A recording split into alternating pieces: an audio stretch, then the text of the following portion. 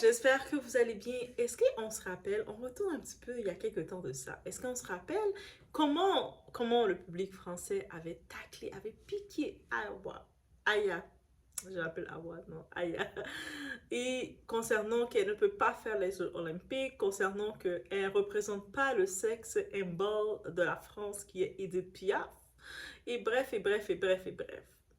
Ah, les pancartes, les manifestations presque étaient limite à sortir pour dire que non, on ne veut pas d'Aya, on ne l'aime pas, elle sait pas parler français, elle est trop noire, et bref, et j'en passe. Aya a bien pris le coup, elle vous a laissé faire ce que vous voulez faire.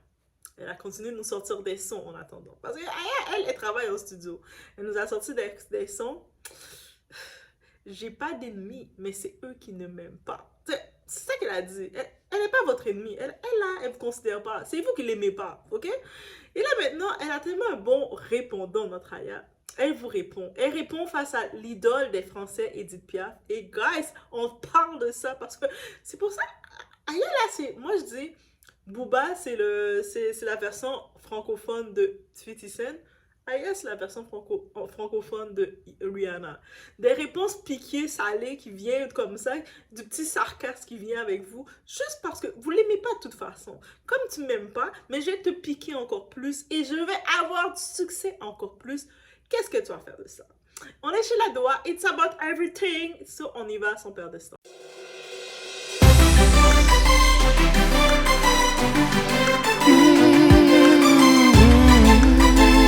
So, déjà avant de commencer, j'ai une bonne petite note aussi. On parle d'ailleurs, on ajoute tous les sujets d'un coup. Vous savez qu'elle avait fait la reprise de la chanson Avec classe de Corneille. Corneille, le chanteur du Rwanda, qui était au Canada, il avait fait son premier album, juste un petit parcours sur Corneille. Il a fait son album au Canada, au Québec, mais vous savez, le Québec, si tu veux percer, tu dois être reconnu ailleurs, en France par exemple, oui. Donc, et puis il a repris, il avait essayé de se lancer au Québec pour commencer, ça n'a pas marché. Il a repris son album, il est allé en Europe, il a percé, avec dont il y avait la musique avec classe, c'était avec classe, tout ça, et il a repris ce même album-là et puis il l'a ramené au Québécois. Et là, les Québécois étaient comme, oh my god, c'est une révélation. C'est comme ça que ça fonctionne au Québec. C'est juste en parenthèse. Bref, mais Aya, elle a fait un remake avec Corneille. Corneille, c'est une génération avant elle. C'est quelqu'un. Et elle a repris sa son avec là, ça fait presque 20 ans cette chanson-là. Ah, ça fait longtemps, hein? Ça fait longtemps cette chanson-là. Bref, elle a repris le tout. Allez l'écouter. C'est tellement bien fait. On dit qu'Aya ne sait pas chanter, on dit qu'elle ne sait pas parler français, on dit tout ce qu'on veut d'elle, mais elle a du succès. Elle est vendeuse, elle a du succès, elle a la touche, elle est passionnée. Et les ennemis, ils aiment ça attaquer les gens passionnés parce que vous ne voulez pas voir les gens passionnés avancer. Bref, elle a été. Le single de Avec classe est sorti Diamond ou Or. Je pense que c'est Or. Mais ça veut dire qu'il y a eu les ventes francophones et tout. Ah! Est-ce que vous pouvez imaginer qu'un public, des gens qui veulent te détester, ils veulent te détester. Moi, je veux te détester. Mais tu as du succès. Oh, ça doit être énervant. Hein? Quelqu'un, quand tu veux détester quelqu'un, tu mets toute ton énergie, ton cœur pour détester la personne. Et malgré tout, la personne a du succès. C'est pas toi qui donne. Ah, c'est pas toi qui donne le succès de la personne. Tu n'es pas en contrôle de la destinée de la personne. Donc, à quoi bon tu peux détester quelqu'un quand tu sais que la personne est destinée à avoir son succès? Et Aya, elle a fait une petite clin d'œil, elle dit ah, je suis trop contente. Corneille aussi est bien content. Et elle relance la musique, le monde, les uploads et tout avec classe ressort. Et ça a bien été interprété. Ça a été un bon duo, une bonne remix qui a été réinterprétée, qu'elle a retournée. Et on le voit, on peut dire qu'est-ce qu'on veut, même si elle chante pas comme votre Edith Piaf. En parenthèse, on vient piquer sur ça. Mais Aya, elle est quelqu'un. Elle n'est pas n'importe qui. Ok? Là, maintenant, on y va dans le vif du sujet parce que Aya, elle a fait un petit tac amusant. Moi, je trouve que ça s'appelle un petit tac amusant de bonne foi et elle a raison de le faire. Et même moi, j'aurais été encore plus loin dans son tac, fait que je me dis qu'elle a été très sage. Donc, on y va dans son tac. Donc, Aya, justement, elle a mis une perruque du style des cheveux de Edith Piaf à l'époque, là, ébouriffée un peu. Et elle a fait comme Edith Piaf. Mais moi, Je trouvais ça juste drôle, et puis le monde, en fait, comme, elle vient vous piquer, là. Ça, c'est une petite pique qu'elle vous envoie amicale. Elle fait un clin d'œil, elle me fait un petit, comme ça. Je peux pas faire un clin d'œil, elle fait un petit bisou. Mouah. C'est un petit bisou qu'elle vous a fait. Moi, j'aurais été encore plus piquée. J'aurais même pris une bouteille une bouteille de vin, de Porto, de vin. J'aurais dit, avec la belle perruque qu'elle a mis, j'aurais dit, je suis votre Edith Piaf, non? Parce qu'on sait qu'Edith Piaf, l'icône française, c'était aussi une alcoolique. Donc, je pense que ça aurait été parfait. Ça aurait été... Moi, j'aurais été piquée parce que moi, je suis très dans l'humour sarcastique. Donc, j'aurais été plus piquée comme ça. Je trouve qu'Aya, avec la petite perruque, c'est un petit clin d'œil amical, taquin, pour vous dire que on en rit maintenant. Mais j'aurais été piquée encore plus, très salée encore plus, et j'aurais mis la perruque et j'aurais tenu une bouteille dans mes mains, j'aurais dit est-ce que je ne suis pas maintenant Edith Piaf?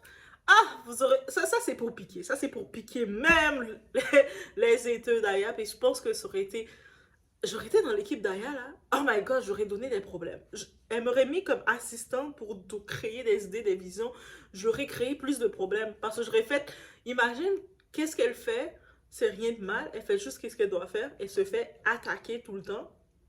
Mais moi, j'aurais provoqué les attaques comme elle fait. Mais elle fait des petites provocations tout de suite. Moi, je trouve que c'est mignon. Moi, j'aurais été dans la provocation directe. Ah, Doua, dites-le, Doua, mais t'es méchante. Oui, oui, oui, oui, vous pouvez le dire. Rendu là, vous pouvez le dire parce que moi, quand j'ai vu ça, j'ai dit, ah, elle a été trop soft. C'était trop doux. Elle aurait dû y aller piquer, là. Tu veux piquer quelqu'un, tu piques la personne. Pique. Là, ils auraient fait comme, oh my God. En plus, j'ai bien aimé toute la propagande qui a été faite autour d'Aya. Parce que quand tout le monde s'en est l'attaquer, elle peut pas faire les Jeux Olympiques, elle sait pas parler, on l'aime pas, elle est vulgaire, elle est si. Ils ont même mis une photo de Megan Thee Stallion pour dire c'est Aya. Comment tu peux être raciste comme ça? Tu mets deux femmes noires et puis tu décides qu'ils sont pareils? Comme, ça veut dire que toutes les blancs se ressemblent, toutes les asiatiques se ressemblent, toutes les, je sais pas, se ressemblent, bref. Mais elle vient avec l'humour avec vous, elle vient vous taquiner encore. Et puis pendant cette période-là, qu'est-ce qu'elle a fait? Elle est allée en studio et puis nous sortir des nouveaux sons. Donc je pense que à chaque fois que Aya, on dirait dans sa personnalité, plus tu vas la provoquer, plus tu vas dire que tu l'aimes pas, et plus elle va te sortir de quoi et puis elle va monter. C'est-à-dire que c'est fort, on a découvert sa force. Sa force, c'est que le monde qui la déteste. Plus tu le détestes, vous savez, il y a des gens comme ça, ils ont cette force-là. Plus tu vas dire à la personne, toi t'es pas capable, toi t'es pas bonne, toi t'es pas ci, toi t'es pas ça, et elle va te prouver le contraire. Et elle y réussit. Ça c'est vrai, elle réussit. Oh my God. Mais en vrai de vrai, c'est vraiment ça qu'on peut retenir d'Aya. On peut dire que vous l'aimez musicalement ou que vous l'aimez pas musicalement. Dans la musique moderne d'aujourd'hui, les artistes, ils font juste des sons pour faire des sons de toute façon. C'est-à-dire que au moins, dans les sons d'Aya, je les connais. Quand je regarde, je me dis, il y a plein de concerts qui viennent. Je me dis, si j'irais donc payer de l'argent, beaucoup d'argent pour mettre devant, parce que moi je suis myope, fait que si je vais dans un concert, il faut que je suis devant l'artiste, limite pour avoir la possibilité que l'artiste donne le micro pour que je puisse faire mes belles notes, et puis l'artiste fasse oh! Mais en vrai de vrai, je me dis, Aya, c'est une des artistes que je connais toutes ses chansons. Et je sais pas pourquoi. Pourquoi je connais toutes les chansons d'Aya, guys? Pourquoi? Parce que c'est fun à écouter. C'est la musique fun à écouter, c'est simple, c'est facile, les mots sont catchy. On aime ça, là. Je vais pas commencer à faire des grosses analyses musicales, là, comme, oh, telle note a été mise dans tel niveau, oh, il y a la note, troisième note, oh, oh, oh. Non, je vais écouter une musique qui va, les paroles vont être simples. Ah, le sujet est simple. Quand elle a fait de la musique Doggy, ah, j'ai pas d'ennemis, mais c'est les gens qui m'aiment pas. C'est pour vous qu'elle a fait. Toutes les haters, quand je dis pour vous, pas vous, ceux qui m'écoutez, parce que je pense que vous aimez tout Aya. Si vous aimez pas Aya, vous l'aimez quand même. Moi, je suis là, moi, je suis taureau. Ça, c'est le taureau en moi qui parle. Le taureau persuasif. Donc, en vrai de vrai, c'était le petit tag d'Aya que j'ai vu. Et je tenais aussi à partager comme vous voyez, elle a pris une grande personnalité, de grand Corneille, on sait l'histoire de Corneille, qu'est-ce qu'il représente dans la musique, qu'est-ce qu'il a vécu dans sa vie, et d'où il revient de loin. Et elle est retournée prendre un de ses meilleurs sons, parce que c'est pas toutes les artistes qui peuvent faire ça. Vous allez pouvoir mettre votre Natacha Saint-Pierre, toutes vos petites besoins, là, vous allez les mettre, faites-les aller prendre un son qui était déjà populaire dans les années 2000 et puis dites-le de reproduire le son pour le remettre populaire. C'est pas toutes les artistes qui peuvent faire ça. On doit l'admettre. C'est-à-dire, Aya, elle a sa touche, elle a sa touche, elle a sa capacité. Ah, ça c'est son don. Dieu qui donne, bébé. Mais bébé, c'est Dieu qui donne. Et puis Dieu lui a donné. Donc, c'était juste ça que je veux dire. Et oui, vous allez dire, oh mes doigts, mais peut-être que... Non, moi je trouve que elle aurait dû en jouer un peu plus. Avec tout le scandale qu'il y a eu, je pense que Aya aurait dû en jouer un peu plus. Là. Elle aurait dû être taquine. Pendant qu'elle a mis la perruque, je m'attendais elle tient un verre de vin dans ses mains puis elle dit ne suis-je pas votre Edith Piaf ou qu'elle dit quelque chose comme ça. J'aurais tellement joué sur ça. Guys, oui, je sais, c'est méchant, mais j'aurais joué sur ça. Vous avez été méchant avec elle. Attendez-vous pas qu'elle soit gentille avec vous. Elle aurait dû tellement jouer sur ça et je pense qu'elle a été trop smooth. Je sais pas si dans sa tête elle a hésité à le faire puis elle a dit ah non je vais pas le faire mais moi j'aurais été assistante, son assistante, parce que moi, j'aurais pas de problème, j'ai pas un problème d'ego. Donc, pour être assistante d'une personnalité, il ne faut pas avoir de problème d'ego, justement. Donc, ça ferait bien pour moi. Mais moi, la première chose, le premier plan, j'aurais dit, on fait un pic comme ça. Elle a fini de sortir ses 200, elle fait un pic comme ça. On relance la on demande, dit comment elle nous provoque. Elle est tombée provocatrice. Oui. Et puis on remet le son. J'ai pas d'ennemis, mais c'est eux qui m'aiment pas. Voilà. Bref. C'est ça que je vais dire sur Aya. Ah, c'était que je suis excitée. Le 25 avril, c'est ma fête, guys. Et puis, je suis en train de regarder pour faire un live, qu'on fasse un live ensemble. Peut-être on va faire genre un live mukbang, puis je vais manger, puis, je sais pas. Ou peut-être qu'on va juste faire un live comme juste un live. Ça va être le premier live sur cette chaîne, donc oui, ça va être un live birthday. So, si vous pouvez vous joindre, vous allez vous joindre. Je suis en train quand même de regarder dans les heures pour aller plus dans les heures européennes parce que, tel Corneille, mon support vient de l'Europe et de l'Afrique. Oui, je dis de l'Afrique. Ah, je suis tellement contente, guys. J'ai pas le choix de vous ajouter ça. Mais je suis tellement contente quand mais je vois aussi qu'il y a mes Antillais francophones, je vois Guadeloupe et puis je vois la Martinique qui sont là. Mais je suis tellement contente quand je vois comme les pays de l'Afrique aussi qui me suivent. Comme je suis, oh! En plus, comme c'est mon rêve de faire mon voyage de rêve, de vie. Pas de rêve, de vie, parce que c'est pas un rêve, c'est une réalité qui est en concrétisation. Mais mon voyage de vie, quand je vais mettre les pieds en Afrique, il me reste juste à maintenant savoir dans quel pays faire en premier. Vraiment, c'est ça mon dilemme. Parce que je sais que je vais aller dans l'ouest. C'est l'ouest que je regarde. Je me dis, peut-être le plus simple stratégiquement, ça serait de commencer par la Côte d'Ivoire et de passer d'aller en montant.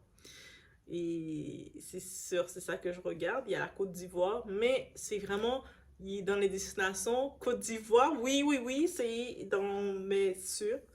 Côte d'Ivoire est dans mes destinations sûres. Je sais pas, est-ce que c'est juste resté dans la ville, Abidjan? Oh my god. Comment je l'ai prononcé? Je sais pas, pardonnez-moi si je l'ai prononcé Abidjan. Mais j'aimerais quand même, quand je suis en Côte d'Ivoire, au-delà de la capitale, avoir un guide. Je sais qu'il y a des guides spéciaux pour visiter au moins un village. Au moins un village, même si c'est deux, ça c'est parfait, mais si c'est un village en Côte d'Ivoire, en tant que tel, chaque destination que je prévois faire, je veux aussi pouvoir visiter un village aussi. Je veux la capitale et un village. Comme aller dans un village et puis j'arrive, c'était nous les bébés rebelles. Welcome back, bienvenue. Ils vont dire, ok, c'était vous les petits Haïtiens. Ils vont nous reconnaître. Je pense qu'à Haïti, on a cette image-là, les Haïtiens, qu'on était les bébés rebelles de l'Afrique. Oui, je pense qu'on a cette image-là. Donc, je vous laisse sur ce, guys. Laissez-moi savoir qu'est-ce que vous en pensez de notre Aya qui envoie des petits pics suite à toute cette situation, cette polémique qu'elle a reçue. On l'a comparée à Edith Piaf. Yo, elle est mieux qu'Edith Piaf. Ok, bah, je vais pas faire un débat. Non, vous allez dire, ok, toi là, t'es intense. Mais vraiment, c'était ce petit moment que je devais faire quand j'ai vu, j'ai dit, il y a deux nouvelles. Il y a une petite nouvelle que j'ai vue avec son son avec classe qu'elle a repris avec Corneille et j'ai trouvé ça parfait. Sa voix, on voit que madame, elle est en studio, là, elle travaille. Notre Aya que vous critiquez, elle travaille. En plus, on sait qu'elle avait fait sa collaboration avec Ayra Starr du Nigeria. Ayra Starr, elle faisait un podcast et parlait de Aya et puis elle disait c'est de l'or, cette femme-là. Cette femme-là, elle a une humilité, elle est de l'or, elle vaut beaucoup, elle mérite pas tout le harsh que vous lui donnez, elle mérite l'amour, là, qu'est-ce qu'elle fait. Et quand j'entendais Aya Starr, c'est une autre célébrité, une autre star aussi, une autre personnalité grande qui parle d'une autre femme. Je me suis dit, mais elle doit être puissante. Elle est vraiment forte, votre Aya, là. Notre Aya, tu sais. Et je la supporte. Je pense que le même côté, du côté antillais anglophone, c'est Rihanna. Oui, oui, que je supporte. Du côté francophone, Mali, franco-malienne, Aya, elle a mon support. Et puis, j'aime bien ces petits tacs, ces petites piques qu'elle envoie. Comme... Elle a de la repartie. Elle a de la repartie. Elle a pris la perruque. Ah, mais là, je suis pas... Yo, quand elle a fait ça, j'ai fait... Oh! Elle provoque les gens. Déjà, les gens sont sensibles. Elle peut pas nous représenter. Elle parle pas le français. Même les Québécois, quand ils disent ça, ah, les nouveaux arrivants parlent pas français. Mais vous, les Québécois, avec votre accent québécois, là, même les Français de France vous comprenez pas. Ok? Et puis c'est vrai, la plupart des Français de France, mais des Français de France, de Suisse, un peu partout, ils m'ont tout dit, quand je discutais avec eux, ils me disaient tout, mais toi tu parles pas comme les Québécoises, toi tu parles bien. Et moi je leur répondais, ma réponse favorite, mais je sais, ma mère a toujours voulu que je parle bon français. C'est... Ma mère a toujours fait en sorte que je parle le bon français. C'est pour ça que j'ai pas l'accent québécois, ok? C'est que ma mère, quand elle est à la maison, elle s'assurait qu'on parle le bon français. Elle nous a toujours encadrés pour qu'on parle bien, ok? C'est pour ça. Donc, et puis des fois, je disais même devant les Québécois, ils étaient comme... T'es en train d'insinuer qu'on parle pas le bon français? C'est mon sarcasme à moi. Je suis comme... J'ai rien dit, moi. J'ai juste dit que moi, ma mère voulait que je parle le bon français. Je n'ai pas dit que vous parlez pas le bon français, vous. Donc, et à la base, maintenant, j'irai avec la question, mais c'est quoi un bon français? C'est quoi un bon anglais? On a tous des accents, des façons différentes de mettre les mots. Donc, il n'y a pas nécessairement du bon, du pas bon. Donc, bref, c'était mon petit truc sur Aya. Et encore une fois, on fait le décompte ensemble. 25 avril, guys, on se prépare. Oh, mettez, on s'habille tout en mauve. Est-ce que j'ai des tenues mauves? Moi, je dis ça, j'ai même pas de tenue mauve.